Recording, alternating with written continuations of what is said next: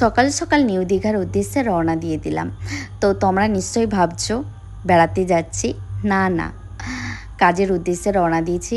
Already অনেকটা আমাদের late হয়ে গেছে। সত্যি কথা বলতে অনেকটা টেনশনে ছিলাম, কারণ লগন ছিল 6টায় এবং আমরা পৌঁছেছি 5টায়। 1 ঘন্টার মধ্যে ব্রাইডকে রেডি করতে হবে। তো যাই হোক, আমরা শেষমেশ গৌর হোটেলে পৌঁছে গেছি। তো ওখানেই আমাদের কাজ ছিল।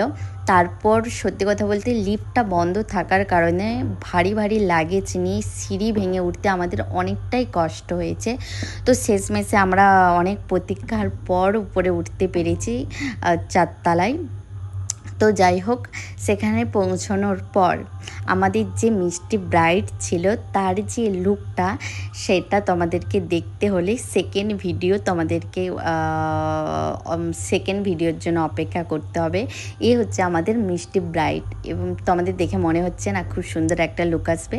হ্যাঁ, আসবে, তার জন্য অপেক্ষা করতে হবে।